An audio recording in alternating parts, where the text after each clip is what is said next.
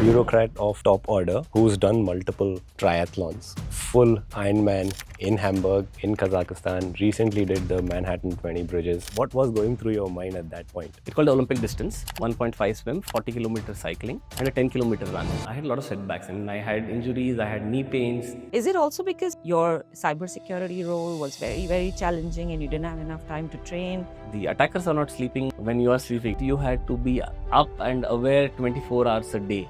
And I think it acts on you mentally as well. There's a time when I could not even run 500 meters. And then how did you pull yourself out of all this? It's very hard to say how.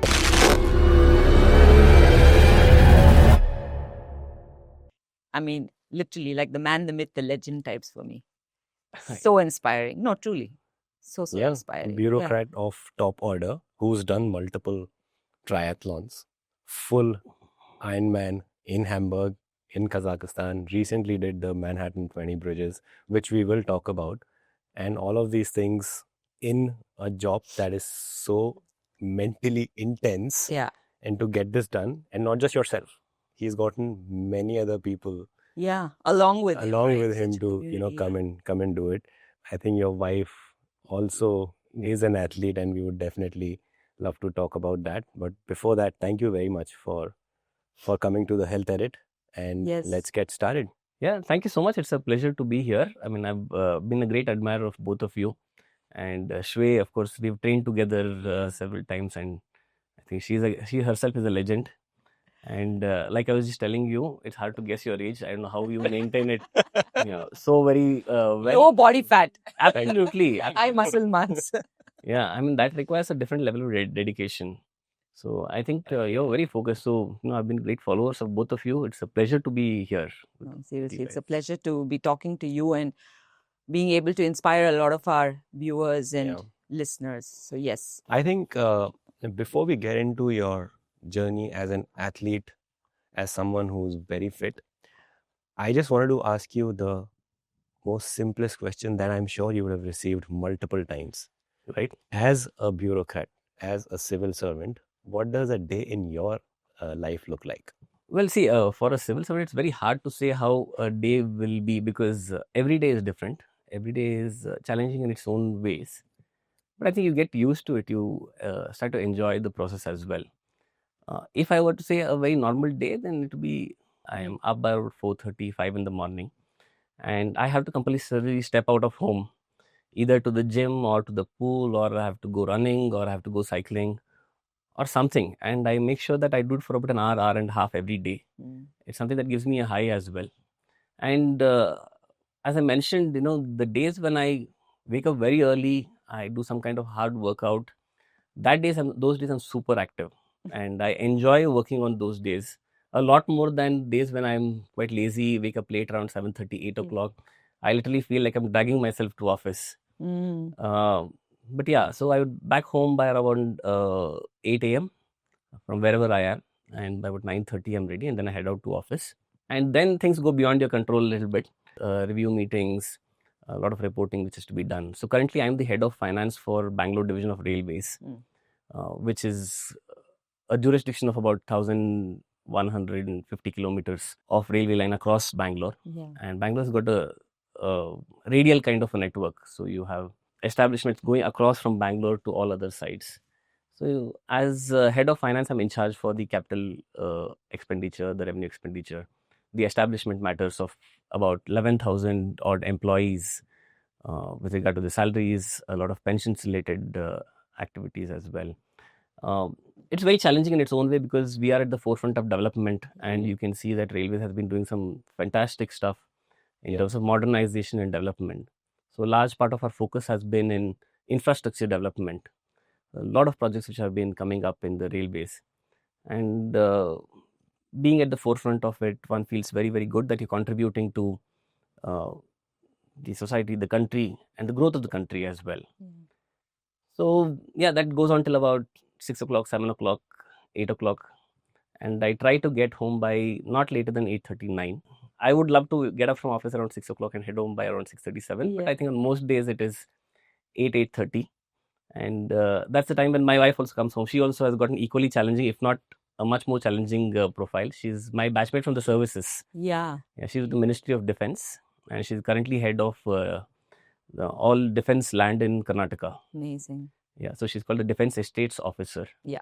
And she's got a lot more challenging job than mine because she's got the whole of Karnataka as her jurisdiction. Okay. So we both get home by around 8:30. And then there's a little bit of us time for about an hour and a half where we sit and watch something on TV, some Netflix series, something to just lighten our day, have dinner, and I think by about 10:30 we are off to sleep. And the day is same for both of us. Both of us are into physical activity and fitness, and both of us wake up early, have long days at work. But to say that, even if it's a long day at work, I really enjoy it, and I'm sure she does too. So it's not really much of a stress or a challenge as one would make it. Yeah, I mean, that's the right way to look at it, right? But I think most of us who have days like that will look at it as, oh my God, what a stressful day. Yeah. So it's all in the mind. Even though you made it sound like it's very easy peasy. Exactly. But it's not. Well, like I said, for both of us, we both enjoy our jobs a lot. So we enjoy the challenges that come along with it. We enjoy unpredictability of the job. Yeah, that's also a very interesting part of it. You have new challenges coming up every day, and a new situation to handle, new people to meet, new things to learn, and new ways to contribute to what are the challenges that come to you. So in a way, and of course, I won't say all days are great. Some days are not so good. So you come back home a little dull, but then you wake up next day morning and said, how can I make it better? How did your love for sport and fitness start? Like, is it something that you started later on in life, or is it something that you've all your life, kind of done? If I probably trace back to this whole thing, I think it all started with my dad's influence on me. Who himself was avidly into sports and into fitness. And he came from Sainik School, Bijapur, where he spent his schooling years. So in Sainik School, you have to wake up very early in the morning and you are forced to go out and play some kind of sport. And maybe post those many years, once he got into a job, and he was a police officer, he himself had a very challenging job himself. And I think this sports, getting up in the morning, stepping out to some kind of physical fitness kind of eases your mind as well. It gives you the energy for the rest of the day. And as a small kid, he would always take me along. It's not that I could play any of the sport that he was playing, but like I mentioned, he used to enjoy playing tennis, and he would take me along. And I would just go sit there, and I would be a ball boy. And when somebody would hit the ball, I would go run and get the tennis ball and then hand it back to the person. But what that did was that it gave me that habit of waking up early, habit of stepping out and watching so many people play sport. Probably subconsciously got ingrained into my mind. And I think that's what has really pushed me to it. And as all along, I have been into some of the other sports. I used to play cricket for my college as the captain of the college cricket team. And several other sports. While in training also, I used to play quite a lot of these sports. And of course, once you get onto a working post and the job, then I think the amount of time you can give to it is much lesser. So you have to start optimizing, and the best time is early mornings. And I make sure that those mornings are very, very well utilized. So it's been there, no? It's been there, yes. Yeah, it's been there. And like I said, if he went for swimming, he would take me along, and then he got me attached to some coach. So I learned swimming very, very early in life. Maybe when I was probably in UKG or first standard or so. I still remember I learned swimming at Bowring Institute, one of those very few pools that were there at that time.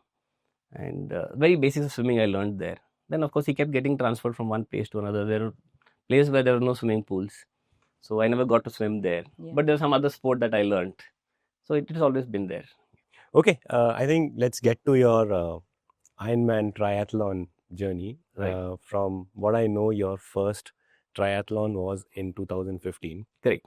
And for people who don't know, a triathlon is an event where you've got to run a long distance, you've got to swim a long distance, and you've got to bike a long distance, all in one single event. It's one of the toughest challenges on the face of this planet.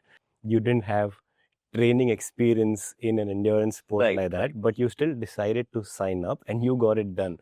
What we wanted to understand is what was going through your mind at that point? No, so what happened was, I was into team sports while in college, and once out of college, it became hard to find, people to play with, because once you're in college, you have a lot of people around with you who are playing. So invariably, you had to maintain your fitness, and I used to run. And I'm sure all of us have begun somewhere. So the very first, I'm sure you remember your 5K run, which now you may have, having done marathons, you may be doing 42, but I think that first run is very, very important. Yeah. So I remember I registered for one of these 5K runs, and when I did that, I was elated. I said, "Oh wow, you know what? I've done a 5K run, and it was really good." But I said, "What's the next challenge?" I could swim and I could run, and of course, the thing that was missing was cycling. And for a very long time, I did not even know there's something called a triathlon where you could do all of these things.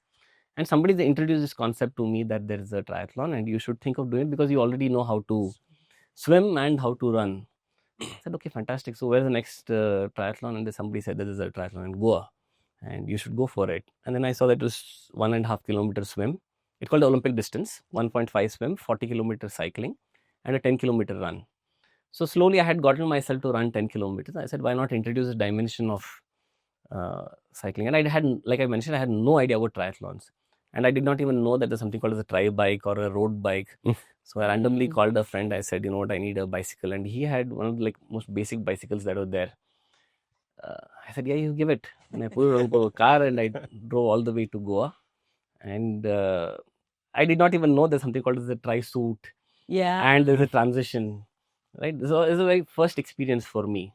So I wore a swimming trunk, went out swimming, came back. Then I asked where the changing room. Then I had to wear cycling shorts. Okay, I did not even know there's something called as cleats. I just wore some sports shoes, took the bike, did the 40 kilometers bike ride, came back, then again changed shoes, took running this thing, and finished 10-kilometer run. And I finished the event. I started feeling, wow, it did not feel so challenging, and it was good. I mean, I felt great about it. Yeah. So I said, not feel so challenging. I should do it better. So that's why when you mentioned that I borrowed a bike because I had no clue, and when I finished the swim, I was probably in the first 5, 6. But on the bike, I saw people zooming past me. I could hear that zoom, zoom sound because people had these amazing bikes and they were going past me like crazy. I said, okay, there's something called road bike. I should get myself one of these. So that's how the triathlon journey began. But I still remember the very first triathlon I did, which is in Goa. And crossing that finish line gave me a fantastic high. I said, oh, wow, this is just too good. This is my thing. I should do. And it challenges, I've always had this idea that something which challenges the mind and body is something that's really attractive, because it's 3 different sports. Then you have the nutrition angle, then you have the fitness angle, then you have the strength angle. Each sport needs to be trained differently. And you need to work on individual sports to improve yourself. You need to work on yourself to do well across all 3 sports. So it just, fascinated me. The way sport fascinated me. And that's how I ended up getting into triathlons. And this was in 2016. This was in 2015. Yeah, the very first one is in 2015. Yeah. And then I went back to Goa in 2016 again, and I did it better. Oh, wow. Yeah. Okay. So and did you train during that 1 year? So just as I did not know about triathlon, I did not know about training as well. Amazing. So training just basically meant that doing more of it. This was when you're 27. Yeah, I was 27. Yes. So, because, this kind of structured training that you are doing and now which we are doing had not come in so into popular, practice yet. And a lot of us did not know. Maybe the elite level sportsmen knew, but a lot of us did not know. For us, practice or training meant doing more of it. So if they said that 1.5 kilometers you did it in 30 minutes, the idea was to do it in 28 minutes. Correct. It means going back into the pool and swimming more and more, not working out on the parts that, which were actually needed to. Which you needed to. So if somebody said 40 kilometers cycling, it was like doing more and more of cycling. And that's how I did it. So, but I think at that age, the body supports you a little bit. Yeah, 100%. Right? But as you, cross 30, I think you need a large part of it. Of course, your better part of it also will come after you spent considerable amount of time in the sport. But yeah, at 27, maybe it helped going back every day and doing more and more of it, but it doesn't work anymore. You need a more scientific and much more Yeah, it's a smarter approach to the whole training. Absolutely. So you did have a setback like every other athlete. You had a setback, you had an injury. I had a lot of setbacks. I mean, I had injuries, I had knee pains, and I remember the time when I was in Delhi, when I was posted in Delhi. Posted in Delhi. Yeah. So because I would do these random things, some they would say that there is a half marathon coming up, and I would realize about 2 months before, and then I say, okay, now the next 2 months is all about running. And I would run and run and run, and then someone do the event, but week past the event, I would be down with some kind of an injury, and then off with it. So then no running, no structured training program. Is it also because when you were in Delhi, your cybersecurity role was very, very challenging, and you didn't have enough time to train? Yeah, I mean that's true, because when I was in Delhi, I was handling a very tough profile, which was basically cybersecurity for all critical installations in the country. And that means that you had to be up and aware 24 hours a day. The attackers are not sleeping when you are sleeping, right? It's not like they have a Saturday or Sunday off, like how you would. So you had to be up and about and be ready and be expecting and handling situations every day, every time. So there's no timing as such. I used to work 16, 18 hours a day while I was there. It's good. No complaints, because I really enjoyed working 16, 18 hours a day, because there were so many good challenges there. But yes, health, fitness did take a huge setback. And I would realize every now and then that, no, it doesn't work like this. You need to give yourself time. So that's when I said, okay, I'm not even able to step out of home like how I am able to do today, to go to a gym or work out. So what I would do is, then I got a bike and I got a trainer, and I installed it at home. And I would be up at 5:36 in the morning, and my laptop and I kept the setup ready in such a way that the laptop was right in front. And I was conducting meetings at 6:30 in the morning with all the team, just to get a update of what has happened all through the night. Yeah. And I would be cycling, and the meeting would keep going on around 6:30. And then, of course, so it did, yes, give me a huge setback. And I think it acts on you mentally as well. I'm sure.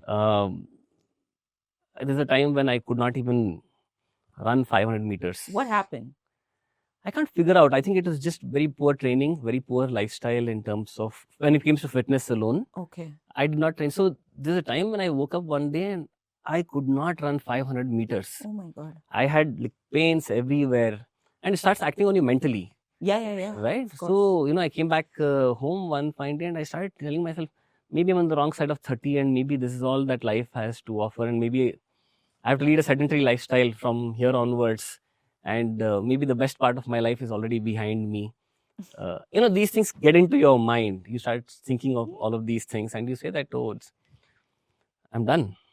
Let's just leave all this behind. Let's just try to be a little healthy and, things like that. So it is, it just gets on to you mentally. Yeah. And then how did you pull yourself out of all this? I mean, I'm sure you then found the right person to coach you or to fix your pains. Yeah. So interestingly, I met, how this happened was that I think probably a few months prior to, this happening, that's when I came up with this whole thing that, okay, I'm done. I'm past my best, and wrong side of 30 is always like this, and maybe everybody goes through this. So I should just retire from this kind of active sports and fitness and just be there. And then through my very dear friend Shreyas, I ended up meeting Soumya Raut. Soumya Raut is now the head of Stairs Physio Fitness in Bangalore, and is a very well-established person. And he introduced me to Soumya, and then it just happened that Soumya was in Delhi for a day, and then we invited him over for dinner. And it was more of a social meet. And then I expressed to him, I said, you know what, I'm done. And he was flabbergasted. He said, what nonsense? You're never done. Hey, what nonsense are you saying? And then I said, no, what? I mean, then slowly started, you think I have something left in me? He said, no, it's just that you've been doing things very wrongly. You've just not focused on your health. You're not focused on your fitness. And then he gave me an opening. He said, why don't you start training? I didn't really entertain it initially. I didn't have the time, as I mentioned. And he was in Bangalore, I was in Delhi. It was just not going to work out. But just as it happened that there's a COVID which came in, and there was a lockdown. And though, of course, we did not have any kind of lockdown per se, but yes, COVID did give us a little bit of extra time. It gave me a little bit of extra time. I spent a lot of time in meetings from one office to another. So that kind of reduced hugely because those physical meetings went away. Yes. So it gave me some time in the mornings. And I remember that he posted on Facebook someday saying that because they also had to retreat and then had to do some online classes all for of fitness. us. Yeah. So then I got in touch with him. I said, you know what, I saw your post. Can we train online? Is it even possible? He said, yes, let's do it.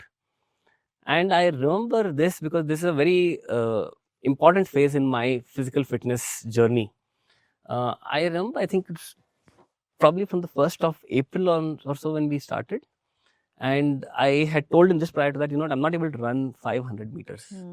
And I remember we started training on the 1st of April. And in about 5 sessions, 10 days time, he said, why don't you go run and come back? And I did a 5K. Wow. I mean, I came back home. I said, wow, you know what? I can run a 5K. Oh my God. Yeah. And I called him. I was like super excited. You know what? I've done a 5K. And I still remember the time. It was 5K in 37 minutes. Fab. Okay. And I mean, for me, first it was 500 to 5K. Yeah. Right? It was 37 minutes. I said, it's fantastic. He said, no, let's keep at it. That means showing good progress. Another 10 days from there, he said that you're going to run your fastest 5K that you can run. And I actually did that 5K in 29 minutes. Wow. I literally cut down 7.5 minutes in a span of 20 days. One from 500 to 5K, then 5K in 37 minutes to 5K in 29 minutes. I felt, oh, this guy is a magician. Yeah. And we were doing, on WhatsApp calls. He pushes your mindset. Yeah. He would show confidence in you and get you to do things that you thought were not possible because of a setback or an injury that Absolutely. you had. Absolutely. And of course, I think one thing you forgot to mention, he is very hard to please. Oh, yeah. Yeah. Oh, yeah. He doesn't appreciate you. He doesn't. So, Yeah, because yesterday he told me do your fastest 10K and I did my fastest, even beat his expectation. right. And the message is like, good run. Yeah. I'm like, hello, sir. You should be saying excellent run and not. No, I mean, at least he said good run to you. He would send me one thumbs up on WhatsApp. Yeah. He'd asked me Right. to do intervals just a couple of days back. And he wanted me to do 12 rounds at the pace of 400 meters Right. each interval. I managed 420 and I sent it to him. I was actually very happy about it because I've never done that. I never ran much in my life before this. And only response is, we shall get to 4. Yeah. That's it. Yeah, he's very hard to please. But then, like you mentioned, the one thing that he is that he's a great mentor Yeah. as well. He works on you mentally. He pushes you. Correct. And Pushes he you tries- beyond your comfort zone, Absolutely, 100%. And then, he's setting new benchmarks for you every single time. Yeah. And I think probably he knows that you have the potential. He's just Yeah, showing it yeah. to you that Correct. you have the potential. Yeah. That's where I think he makes a lot of difference. He's a great mentor along with being a great coach. Yeah. And then 5K to 10K. Oh, yeah, so 5K to 10K, then 10K in 48 minutes. Wow. And I said, okay, wow, you know what? Maybe I have it. Maybe I'm not on my wrong side of 30. Maybe on the better side of 30. And then one fine day, I think it's been about 5 or 6 weeks of training. And then I got on a call with him. And I said, you know what, Swami, I had always been thinking of doing an Ironman. And do you think it's possible? He showed a lot of promise. I mean, he said absolutely that I could do it. But of course, later he told me that he had no confidence in it, in the sense that he felt that now there is a little bit of COVID and, some kind of lockdown, that I am able to spare some time. Very quickly, things are going to go back to normal and I'm not going to be able to dedicate my time, energy, and I myself am likely to fizzle out at some point of time. Because, I mean, of course, he expressed that considering the nature of my job. But I think that gave me a good feeling about myself. And I enjoyed those challenges that he placed before me. And then we kept going from one to another. And just as it happened that by end of 2020 December, I finished my tenure in Delhi. And because now things had started going well on the physical front and I was starting to feel good about myself. So I requested them for a posting back to Bangalore so that I could come here and train. Of course, my parents were always here. And my wife could get a posting here because it's a little hard for two people, especially couples who are bureaucrats, to get postings together. So we had to choose those places where we could work as well as get postings together and live together. So Bangalore seemed like one of those promising places and everything worked in favor of Bangalore. So I requested them for a posting in Bangalore, which they were very kind. I think they were very happy with my work in Delhi. So they said, yes, we'll post you to Bangalore. And that's when I came back and started training for the Ironman triathlon. And yes, of course, the one person who has really played a very important role in me doing it, it's been Soumya. Awesome. And we worked on every single aspect of the sport, my fitness. And in fact, I remember he said for probably in Jan of 2021, for 1 year, I don't want you to think of the Ironman. Don't think about it. We're going to work on every aspect of it, but don't get too ahead of yourself. And that's where I think first 6-8 months, it was all about base building. It's about transforming the body. I mean, a lot of things I had done to myself, like I said, while in Delhi, not having the best of lifestyle. A lot of things had to be undone. Yeah. And then the building had to start, and then focus on sport. And because, like I said, he's a great mentor, I said that, you know what, I would want to work with you. And he told me very openly, said, I'm not a triathlon coach. I'm a fitness coach. I said, that's fine. I'm not a triathlete either. But let's do this together. And that's why we got together. And yeah, he played a very important role in that happening. Yeah. Again, just so that people know, a full Ironman is 3.8 kilometer swim, 180 kilometer bike ride, and a 42 kilometer run. All of this in one event. One day. Not even one day, because he finished in 13 hours, 26 minutes. Yeah. Okay. So half a day. They give you about 17 hours to finish the event. Yeah. And it's gun time to finish time. So there's nothing like you finish one event and then you take a break and then you come back to start another event or so. It is just start to finish. Yeah. So it's how fast you can do it. From not being able to run 500 meters to getting your fastest 5. Yeah, in a span of less than 24 months. Less than 24 months. So that I think was a huge achievement for myself. Not in the sense of an achievement, it's the fact that I had to break a lot of barriers. I had to get over that mental block of not being able to do. I keep saying this wrong side of 30. I had to break that barrier first. There's nothing called the wrong side of 30. Yeah, I mean, there's nothing called wrong side of 40 for me. Yeah, we're all the better side of, I think we've all gotten better from where we were in probably the previous decade. And that itself, I think, is a great feeling. Yeah. You spoke about the physical prep with Soumya, but what about mental prep? Did you do anything specifically to make that happen? Oh, well, see, let's put it this way. Like, generally, even my case also, a lot of people tend to recognize you after you cross the finish line, right? And as you mentioned, that 13 hours, 23 minutes or so. A lot of people see that as an achievement, right? But what people don't see is that it's not the 13 hours, probably the 1300 of hours of effort that you have put prior to getting to the start line itself. Now, whenever people ask me about these things, I say that it's not the finish line that matters. It's actually getting to the start line that counts.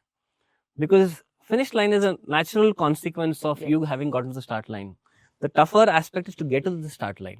That means that you have to fight your challenging jobs. You have to balance your family life, maybe children, lot of things that happen probably in your professional space. It could be anything. It could be good things, bad things, professional, responsibilities, higher responsibilities. And you need to balance out all of these things. So getting to the start line is actually tougher. I agree. Couldn't agree more. Show up. Yeah. Just to get there. Because, like I said, the finish line was probably 13 and a half hours away. It's not, I mean, it's a great thing, probably an achievement in its own way. But I think for all of us, what matters is getting to the start line, because you have to fight every single day to get there. And it's not the easiest thing. You're fighting a lot more things to get to the start line than to the finish line from there onwards. So true. So I remember John Maxwell had this, in his book he writes, he said the champions are only recognized in the ring. They're made in training. Yeah. And everybody wants to feel that their entire Ironman was heroic. That, that the 13 hours of 23 minutes was heroic against all odds. Whether it's weather, whether it is something else, whether it is cold water or something, you fought against it. But no, the bigger challenge is what you fought to get to the start line. Exactly. That is something which nobody talks about that actually.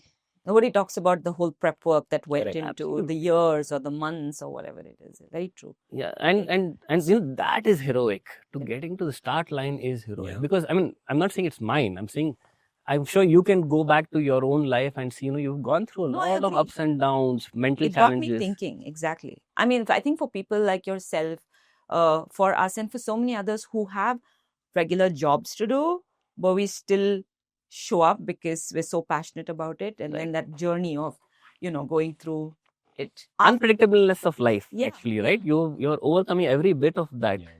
Just merely on my work front, like, you know, there's something new challenge comes up, you have to travel Yeah. up and down 2 days, 3 days, then there's a night inspection, then something you have to check, but you have to make sure that you're back on track. It's very easy to lose momentum from there, but to fight it and get back is Yeah. very, very, very, very important.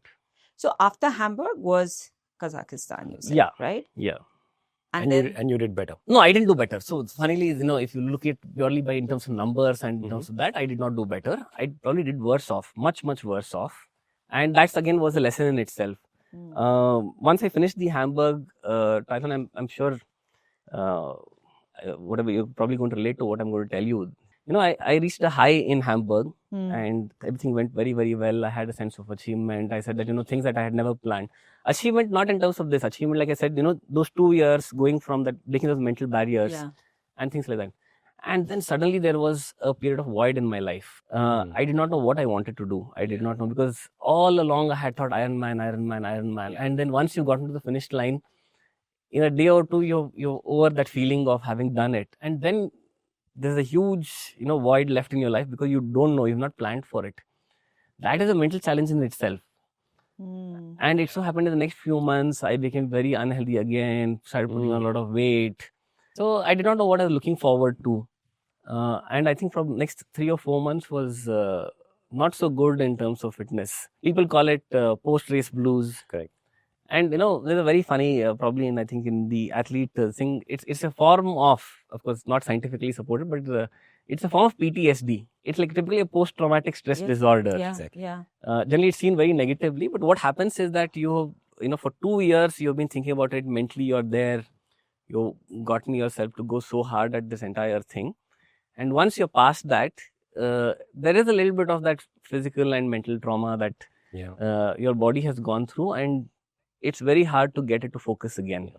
It's also the fact that your body and your brain has hit that peak dopamine through training and the finish line. Right. Yeah. Right. And for the last 24 months, maybe you had solid purpose with respect to your training.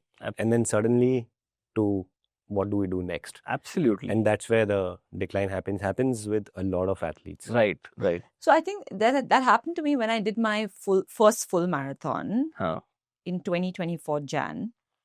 It was the only one I've done so far, but the training was short, but I did it. And thanks to Soumya, of course, I did it. And then when I finished it very well. I was overwhelmed and everything. After that, Shreyas, I didn't run for almost a year. Yeah. I think I was so overwhelmed with the whole process itself. Right. Right. And then I was like, no, I don't think I want to run. And I feel really bad about it because then again, all of 2024, after that, I didn't run. And then I started again in 2025 very slowly. And I realized I lost so much progress that I'd already... And how do you deal with it?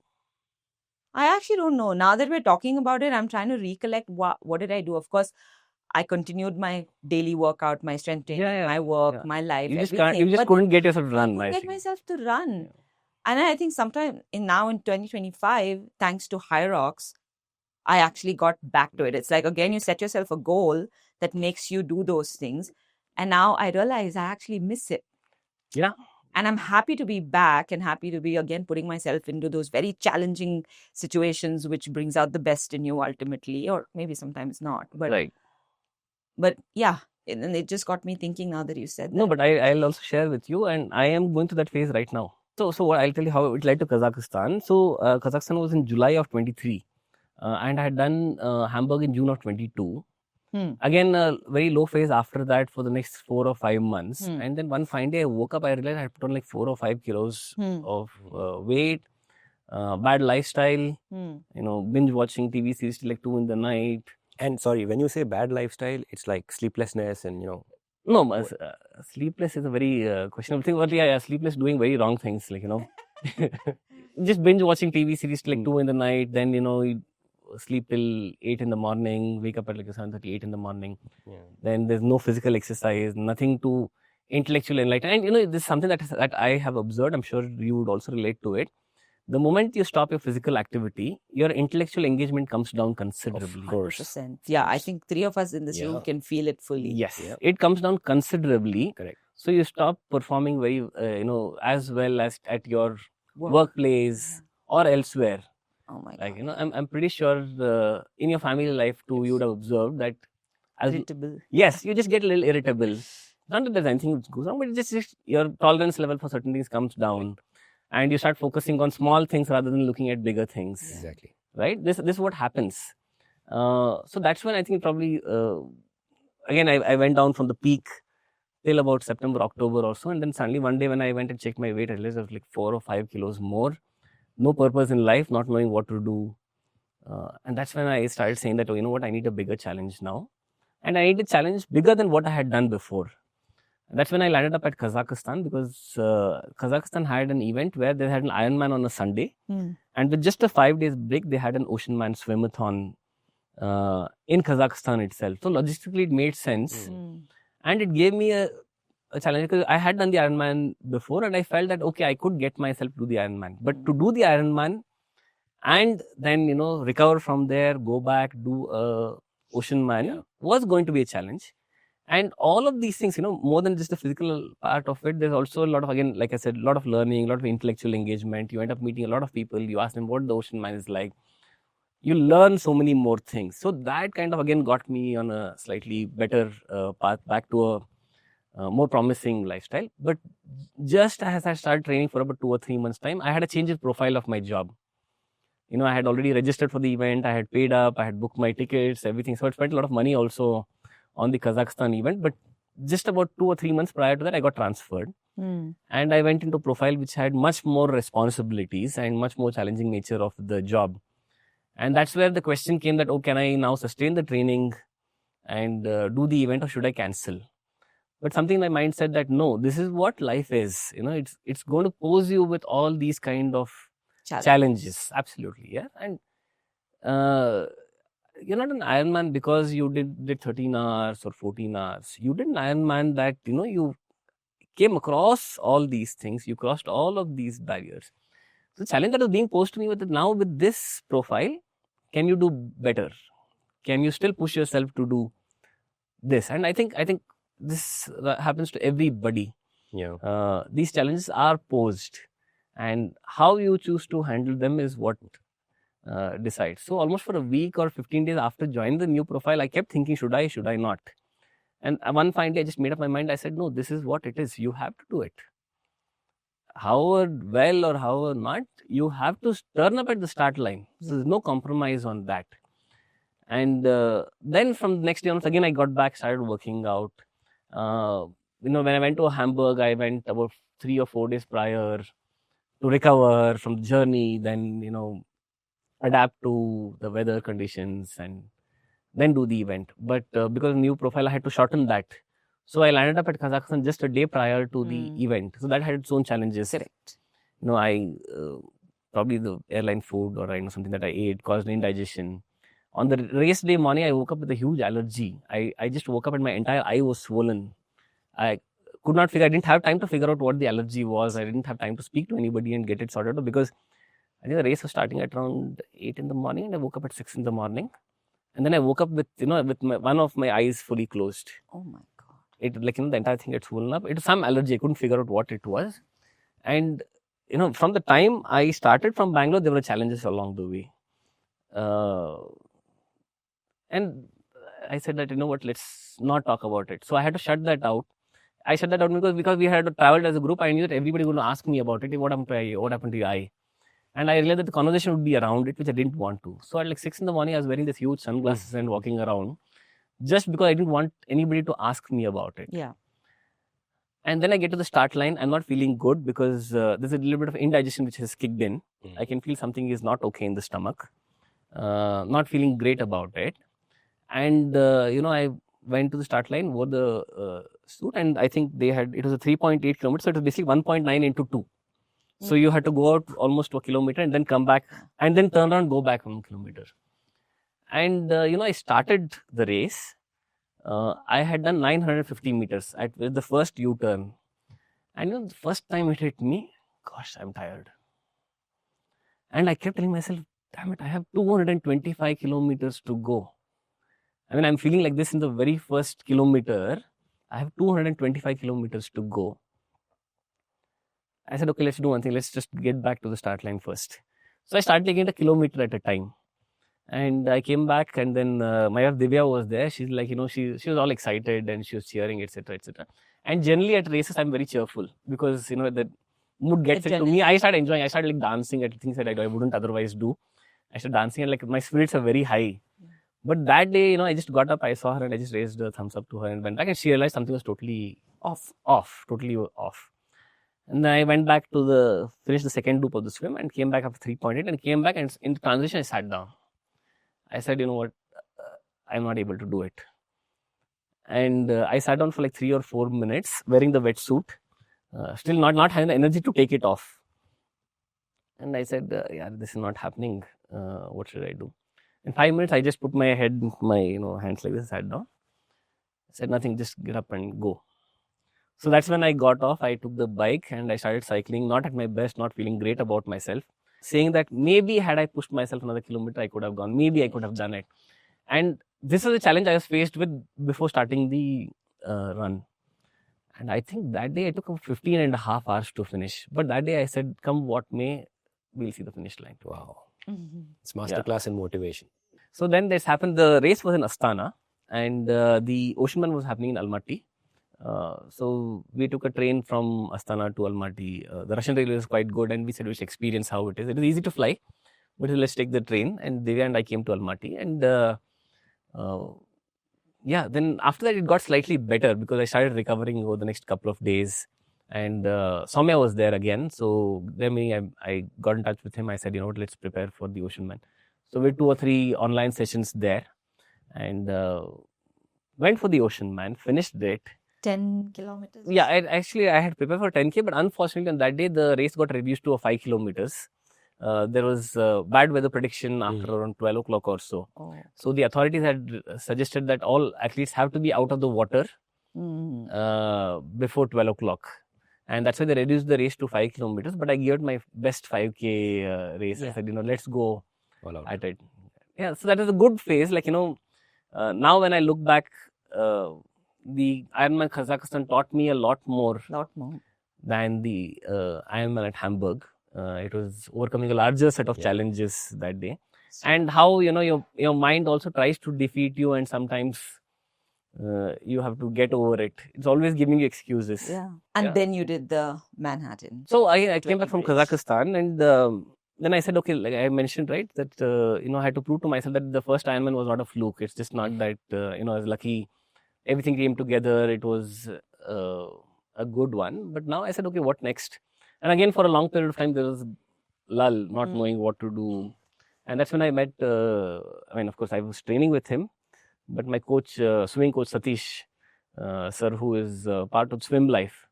And while we were discussing, there was a mention of something called a Manhattan 20 Bridges swim. Wow. And it sounded quite exciting. First of all, it was Manhattan, it was New York. Again, not knowing too much about it. Then I went back to read up about it and it seemed like a very nice, challenging event. It came with its own challenges, but then of course, I used to swim only 5K or something like that before. And this suddenly seemed like a huge, like an Everest of challenge because it was 48.5 kilometers of swim. It was swim around the Manhattan Island. That's when I realized how big Manhattan really is. Yeah. Wow, I had goosebumps when I saw your video. Yeah, and the thing that stood out for me in that picture was your wife. Alongside. Accompanying you throughout that thing. I think you'd just love to hear about that experience. No, I see. Divya has played an extremely important role in all of my life, whether it's been my professional sphere or personal sphere. She's been of great support to me. When I say great support, it's just not like, taking care of it. She's been again like a friend, philosopher, guide. She knows when I'm going through a low mental phase and she knows when to push me, when to back off a little bit and give me my space. And whether it is Ironman, as I mentioned, she has an equally, if not more challenging job. but she would make sure that I at no point felt the pressures of other aspects of life, like, whether it was taking care of the house. We have pets at home, which she would single-handedly take care of them, take them to the vet, just to make sure that I had, my mind clear. The nutrition aspect of it, she had to take care of every bit of it. And the fact that, I had done the Ironman event on a completely vegetarian diet. Okay, and a completely vegetarian South Indian diet. That means that dosas, idlis, and sambar and rasam became very, very important. And she had to make sure that every bit of it was ready to my liking. So nothing, was short of what needed to be done. And even at the Hamburg Triathlon, she was always there, whether it was my swimming, and she would make sure that she was always at the right points of time to see me and cheer me. And that little bit gave, her presence, her voice, her cheer gave me some kind of push. But huge salute to her when it came to the Manhattan 20 bridges swim. So the way it works is that the Manhattan island is a big island, and you have to circumnavigate the island while swimming. And you have a kayaker who is next to you, who is guiding you. Because the water is extremely choppy, it is cold, and it's a busy area, in terms of whether it is shipping, huge transport ships which are moving across, or there are yachts, or there are other boats. And as a swimmer, there's very little you can see and very little you can make out. So there is a kayaker who's always next to you, who's guiding you, because they are able to see if there's a boat coming, if you're drifting somewhere, or if you're going the wrong way, or you need to cut across currents. And then there is supposed to be a crew, your crew, on the boat. So there's another boat which comes along. It's a very small raft. It's a very small raft where just place for 1 or 2 people to sit. So apart from the pilot, there's an observer, and apart from the observer, there is your crew. And my coach was supposed to be as my crew, and we had planned it for quite some time. But due to some last minute engagement, he could not make it to Manhattan. And in the last minute, Divya stepped in, and she said, "No, you know what, I will do it." But amazing courage, because she does not know how to swim. And the boat is small, there's no cover, there's no washroom. And it's much worse to sit on the boat than to swim, because, the choppiness of the water feels a lot more on the boat. And the crew has a very important role. The crew is somebody who's watching the swimmer all along. He's able to check whether the swimmer is doing okay, not doing okay, detect if there's some kind of need for something, some support. That means she is watching me every minute, and she's counting my strokes. So let's say, for example, I swim at 42 strokes a minute. The moment it goes to 46, 47 strokes, she is observed, and she felt that, I'm doing a little too fast. I need to slow down, because it's a long endurance event. The game is a long one, right? And if she sees that my stroke is coming down to maybe 37, 38, she's there to indicate to me that you're slowing down, or she knows that something has gone wrong. So at the break, she's the first one to ask if everything is okay. And of course, she's managing my hydration, she's managing my nutrition, she's marking what I have had at what time. So the way it works is that when marathon swimming, the rules are very strict. The water is very cold, but despite that, you're not allowed to wear anything which is warm or keeps you warm. You're allowed to wear one piece of swimming costume, and they're very strict about it. It has to be a porous material. It cannot be like let's say neoprene material. It cannot go beyond the length of your, the knee. You can wear one cap only, and that cannot protect your head against the cold water. You can wear only one pair of goggles and nothing else. You're not allowed to wear a watch. You cannot allowed to track your swim. So what happens is that there's always somebody else who's guiding you, because you just keep swimming. And I had told my kayaker, who was my immediate support, that I need you to stop me every 30 minutes and ask me for hydration and nutrition. What is that I wanted to have? Now, the thing was that Divya was not fully accustomed to my nutrition and hydration program. So once it got confirmed that she is going to come on board, then we had to sit down and discuss every little thing, the alternate nutrition, because not every time the nutrition goes well with you. The salt water, you're drinking the salt water, so it kind of causes a very funny feeling in your stomach. Sometimes you want to throw up, and sometimes you're just not able to consume a particular kind of nutrition or hydration, and you need to change it as well. And she was the one who stepped in, and she said that, now got a fair idea of what needs to be done. And what happens is that you meet the pilot of the boat, the observer, and the kayaker only about 30 minutes prior to the start of the event. Yeah. And in that 9 hours, 12 minutes that I was swimming, she was on the boat for 10 hours. Yeah. And 10 hours exposed to all vagaries of nature, the sharp sun, the cold winds, the choppiness, and not just sitting there, right? You have to monitor the swimmer every bit. You have to be alert every single second. Correct. Which is there, and it was challenges on its own. And in fact, I probably have to share how this whole Manhattan swim went. The Manhattan Island has 3 rivers. Basically, if you look at the Manhattan like this, on the leftmost there's a Hudson River which flows from top to bottom. Then there's a East River, and then there's a Harlem River. So roughly like a triangle, and kill time so that the river flow in the opposite direction stops.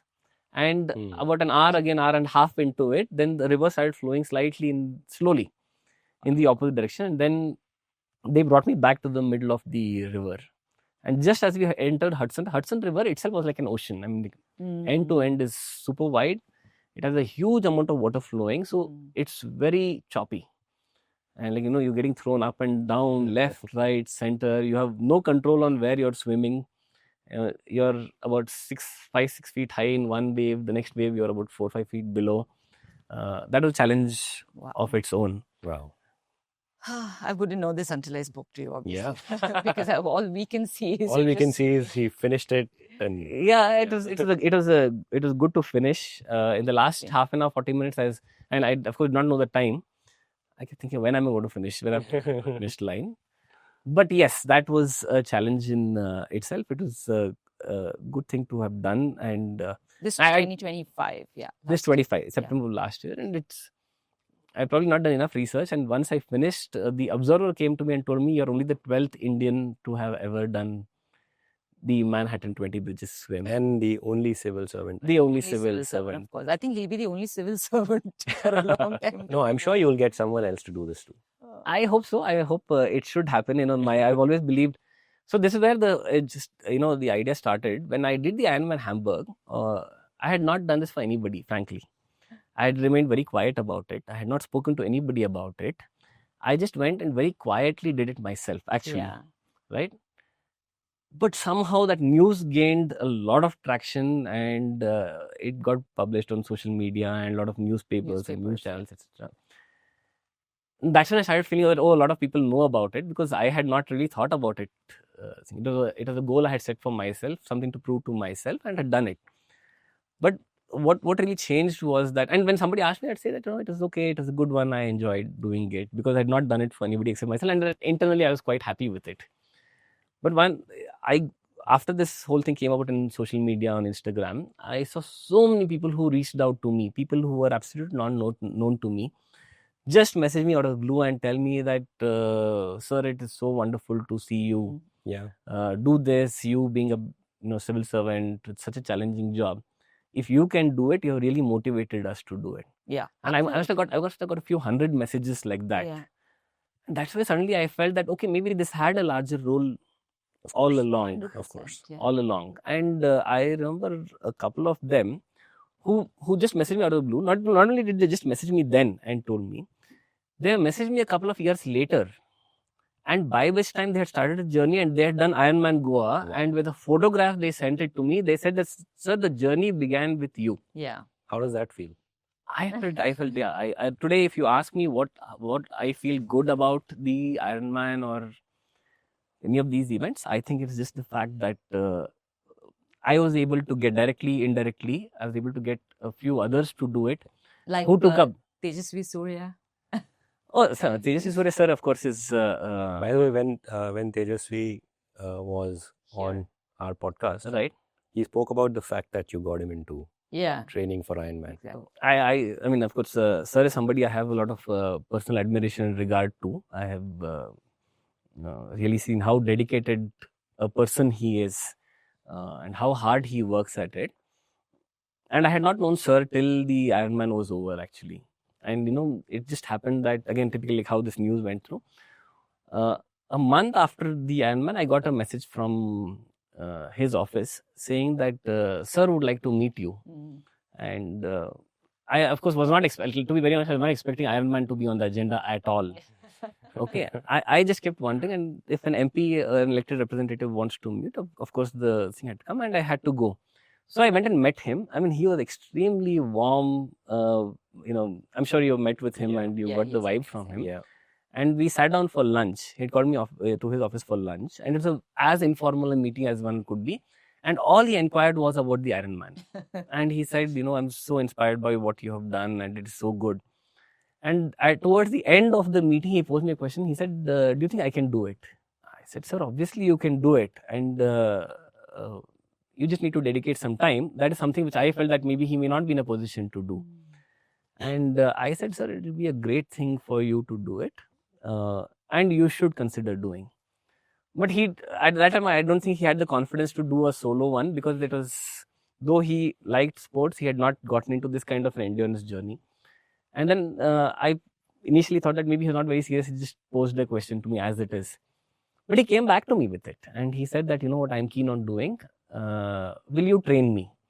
I said, sir, I'm not a coach, so I can't really train you, but I'll be very happy to be along with you in this journey. And let's do it. And that's when in 2022, he said, let's do a relay. And it was his idea. And he said that, sir, it'll be a great idea for us to do the event. More so because I felt that he had a larger idea, not just himself doing it, but he is always an advocate of fitness being an integral part of everybody's journey. And he wanted others, to take up fitness. And he said, why don't we do a relay event instead? It'll be a great start for me too. And it's a good message that we can convey. And he said that let's do a relay event in such a way that there's one bureaucrat, there's one politician, and there's one entrepreneur who can do it. And they all come together to form a team. And it's a very nice idea to call it Team New India. It's basically that everybody from all walks of life can actually take up fitness. And it was a very nice event. And sir did the 90-kilometer bike ride in that, where I did the swim and he did the bike ride, and a very dear friend by name Aniket Jain did the run. And once he did that, suddenly he got the confidence that he could do an Ironman. And I said, sir, you should do it.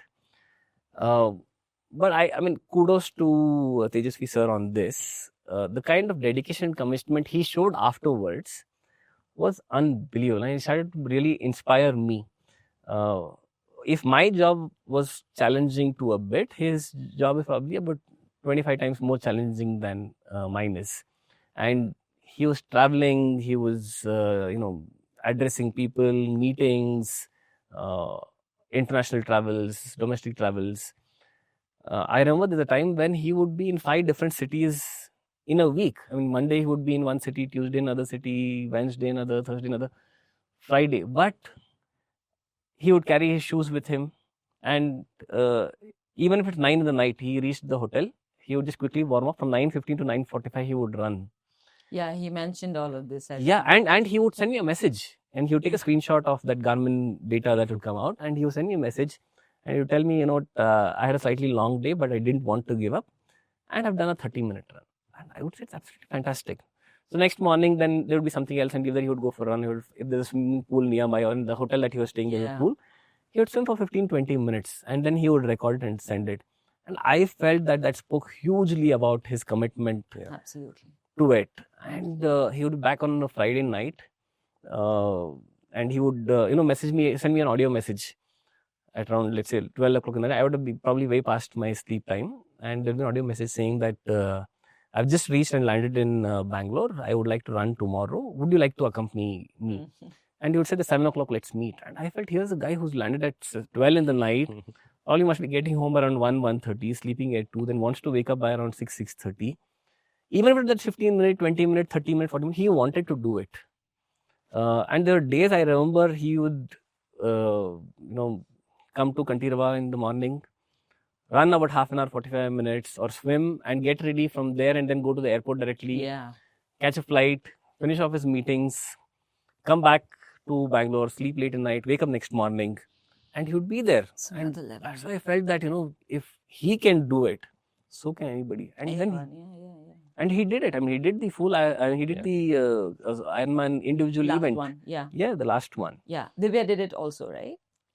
So this is 2024 where Tejasvi sir did the solo event. Solo, correct. And it's so important because then the Honorable Prime Minister also recognized this, and it became such a huge thing that if somebody like him could do it, then everybody else. Absolutely. So I think that message went across. And maybe if I were to take my a little bit of credit in this entire thing, I was very happy to be a part of his journey. Yeah. But I had my own little selfish motive there, that I felt that if Sir could do it, then it would inspire a few lakh people to do it. Yeah. So if I could inspire maybe a few hundreds, he Very could true. inspire a few lakh people to do it, and it happened. And of course, see, now what happened was that I think then Annamalai sir got inspired Yeah, I saw to that. do it. Annamalai sir also happens to be very dear to me because he's from Karnataka Cadre and he's just a year senior in service. So we had met each other several times and, had a good relationship while we were in service. And of course, he quit and then joined politics. And somewhere that message also went along. So this year it was very nice to have all three of us do the event. Yeah. And I was very happy to praise Annamalai sir on his swim. Then I finished, then I went and praised Tejasvi sir on the bike. And the icing on the cake was that this time Divya and I were doing a relay in the Ironman. So it was nice one for me to finish and then see her do a half marathon, her very first Ironman event that she took part in. And for us, it was also a great, huge thing. So I remember, somebody from the organizing committee asked us, "What do you want to name your team?" We just kept saying we should be a little quirky one. So we called it Ministry of Endurance. Cute. Ministry. Very, very cool. But congratulations, Yeah, seriously, it's amazing. to you and to the community that you've built here. That's just showing up and doing one event after the other. No, but that is what I feel, a large part of this entire thing has been the fact that I've always believed that a sound mind can rest only in a sound body. Right? So the healthier you are physically, the healthier you would be mentally. And for a country like ours, which has such a huge population, if we have to be a good, productive country, it's very important that we have our physical health in 100%. Place and we're getting better and better with it. Exactly. I'm sure you also drawn parallels with so many of European and American countries where everybody very takes up true. Physical fitness as a part of as a very integral part of their, daily life routine, their lifestyle. Yeah. And I think as a country, we are slowly getting towards definitely that. So I think somebody like Tejasvi sir doing it, somebody like Annamalai sir doing it. Yes. Them doing and sending this message across to lakhs and lakhs of people, it will definitely have a great impact. Yeah. And even in, for example, even in bureaucrats, government servants, now at Ironman Goa, from the defense services, I think the total number of government officials who took part in an event like this, who took physical fitness as their journey and who actually turned up at the event to take part in Ironman Goa must have been 100+. Amazing. Oh wow, amazing. I think the message for people should be, of course, things like a triathlon and Manhattan, very aspirational. I think the message for people should be everyone's got busy lives, but just start moving. Like do something which is connected to physical fitness and just keep doing it, keep going back to it, and that is how you become unstoppable. I remember, I think you had only posted it one thing which Tejasvi sir mentioned in his podcast. And I can't relate more to it, and I can't see a better way to put what message he put across. And I remember he said something like, the Ironman, like many things in life, is much less about talent and a lot more about commitment and dedication and consistency. So a lot of people who generally see anybody else do an Ironman triathlon, they think it is about the event and they think it's about some kind of talent somebody has, but actually it's just about being consistent. It's just about showing up. It's just about getting to the start line. Like everything else, right? Like that's what you keep telling people at the gyms as well. Yeah. The more you show up, the better the result is going to be, and the happier you are going to be about your body and mind and etc. And you're going to be more productive with everything else in life, personal and professional. Truly, absolutely right. And I mean, I can't again convey my great sense of appreciation to both of you. You know, the kind of impact both of you are having on the community at large. The kind of the training program that you have brought about. Your posts and reels are so inspiring. I have been an avid follower of both of you, and I see your posts are so inspiring. You're getting more and more people to come forward, and I'm sure you can see the impact of your own efforts. And I'm sure you may go on to do a lot of events yourself, but it will not give you the kind of satisfaction as the number of people you have gotten in. Yeah. And you got them to build their own fitness and change their own life and lifestyle, and help improve. And I'm sure they must have come back to tell you also how you have really impacted their lives. And that's everything for us. Yeah. I mean, I literally feel like that's like my core job. I mean, that's my purpose in life, to just get more people, you know, because we've seen the change in our own selves, right? As we age, how amazing we feel. I'm sure it's the same for you. Truly. And, we are in public life as part of our professional jobs. So from the very beginning, we have been interacting with people. I know it's a public office, so anybody can come up to you, come to you. And so one of the first things that people tell me when they meet me is they talk about the Ironman, or they say that, they're hugely inspired by the physical fitness. Exactly. Right now, all other things will find its own solution. All other problems, etc. But the physical fitness is one that you have to do yourself. So people who just walked up to me and told me, sir, I never used to do anything before this, but after seeing you, I am now running regularly. It does not matter whether you're running 2 kilometers or 5 kilometers or 10 or a full marathon. It does not matter. The very fact that you have been running, the very fact that suddenly you're a little aware of your own physical fitness. And one of such things that we did was, I have a very nice DRM now who himself is into sports and physical fitness. And he said that, if we need to have an organization which is healthy and efficient and productive, then everybody needs to be healthy. So it's not just about you and me. Correct. And very recently, in one of the half marathons that was organized in the first week of December, we had 850 participants from our organization, Railways alone. Wow. Who came forward to do a 10 kilometer and a 21 kilometer run. And they were all so excited to be a part of that. And suddenly we've seen that. And of course, he has made this a very routine thing. So at least 2 or 3 days a week, everybody comes together to work out in our facility. Wow. And suddenly the organization's efficiency has improved. The camaraderie has improved. What was earlier a little bit of, some kind of misunderstanding, a little fight, a little ego fight, typically like any organization, I would say it has come down by 50%, easily. And suddenly there is a lot more energy in the organization. So we are just extrapolating it. Amazing. Amazing. Yeah, how it's actually translating to absolutely real life. To real life. Yeah, that's the real translation That's of a real translation. fitness to real life. So we did this whole tie-up, and then we got them to register, we got them to come forward. We held some kind of training routine for all of these people who took part in the event. Nice.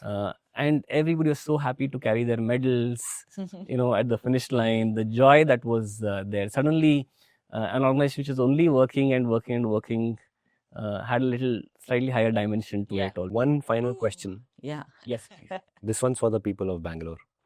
In your position, what would your contribution be to make this a more sporting society? I think one thing that I would like to tell, and we probably discussed this at the very beginning of our thing, was that we ourselves need to be examples for the next generation. Yes. And like Shreya and we were discussing, like how our parents, I'm sure you also mentioned, how our parents played such an important role in sports, fitness, being a very important part of our journey. I think one thing that maybe parents of today need to do is they themselves need to take it up first. Yeah. And the children will definitely follow them. I remember there's a very nice Instagram post, which it was a photograph, and it said very nicely that children don't listen to you, but they always look at you. Yeah. So if they see you reading a book, they will read a book. You can't not read a book yourself, but tell your child to read a book and expect it to happen. So yeah, that is something that I think today's generation should do, is that they should first themselves take up some kind of physical activity. And there's one more, very important thing that I again read somewhere, and I'm sure all of us, our generation prior to that would understand. And this, it said very nicely. It said that you may have 100 problems in life, but once you have a health problem, you have only one problem. Yeah. I hope everyone understands that. Yeah. Or maybe they don't until you have a problem. Yeah. Hope not. Sooner the better. Yeah. But I'm sure we are definitely now a society which has taken up fitness, sports a little more seriously, and we are improving. And I'm sure it'll go a long way. Let's hope that it is sooner than later that a lot more people will take up, and a healthy country, healthy people make a healthy country. Thank you. Thank you so much. It's been very inspiring for the two of us. Thank you so much. Once again, it's a pleasure to be on with you both here. Thank you, Shreyas. Somebody who both of you I have looked up to, followed, and you guys have been a great inspiration. So it's honor to be here with you all.